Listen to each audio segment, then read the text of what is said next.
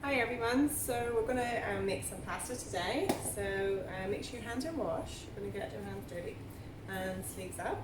So we have 100 grams of flour. You can use any flour you want if you want to go wholemeal or whatever you prefer. This is just plain flour. So I've got 100 grams. You just pop it on your bench.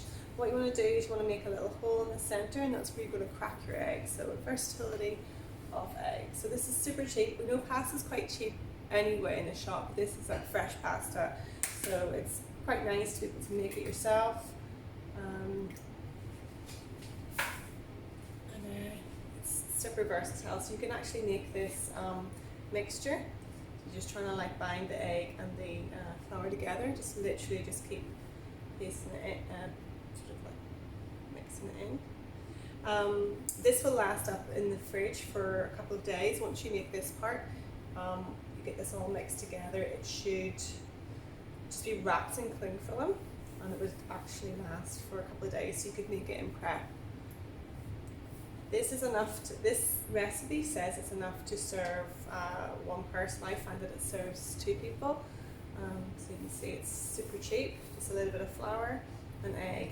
I'm going to make ravioli with this. Again, depends on what you want to do. You could slice it into all sorts of different shapes and be quite creative. On the slideshow there's a few different versions there that you can do.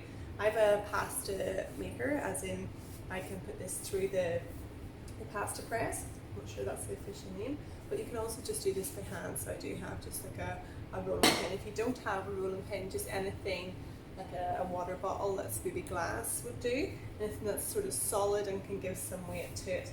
So hopefully you can see that it's quite messy in your hands. Just keep cleaning it off. If you feel it gets too dry, you have 2 options. You can add a tiny bit of water or a little bit of oil, olive oil. And that'll help to sort of bind it, because sometimes you'll get little scrappy bits like this. You want to try and get it all in where you can. Just keep sort of rolling it until it all binds together.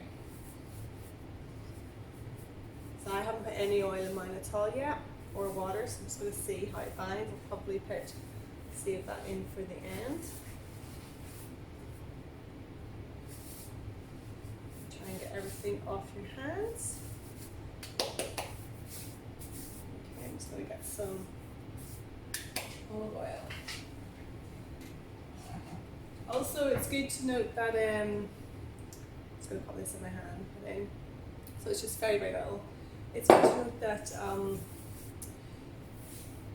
the eggs are better at room temperature. So a lot of people, especially here, would keep, at the hot temperatures, would keep eggs in the fridge. Eggs can be kept in the cupboard, you know, if it's a cool cupboard.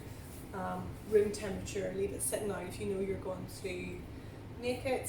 Have them sitting out beforehand, so you can see a little bit of oil has really covered that in much better. So you want to be kneading this for sort of 3-4 minutes. Really binding it perfect now. Really binding it together.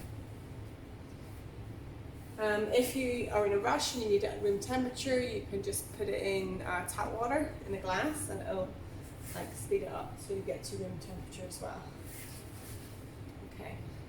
What I forgot to do is put salt in. I always forget to salt my food, but it's just a pinch of salt into this pastry if you want. So just in the onus of being a good cook, and just pinch it in, and just really put that all together.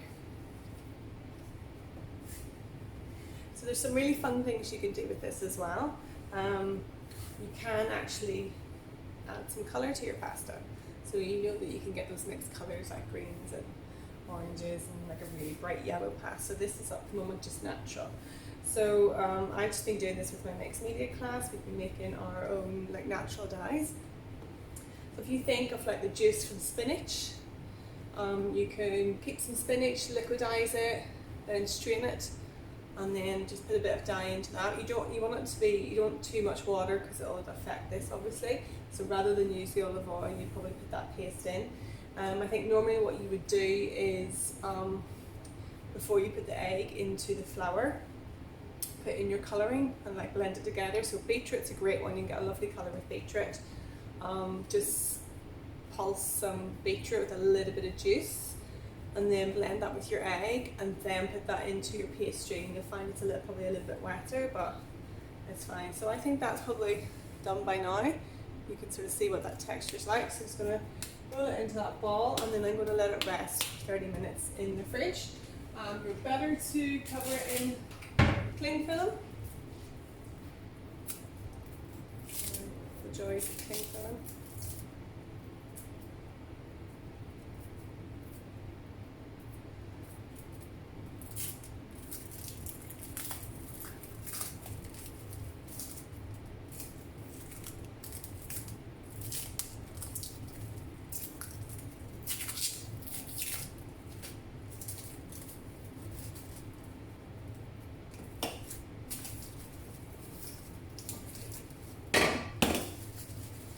Okay, so keep it nice and tight, and that's ready to sit in the fridge for a minimum 30 minutes, but again it can sit up for a couple of days as long as you have it well wrapped up. It can just sit, doesn't have to sit in the fridge, it can just sit on your bench for a little while to rest. It's up to you. I'm going to keep it in the fridge for 30 and come back.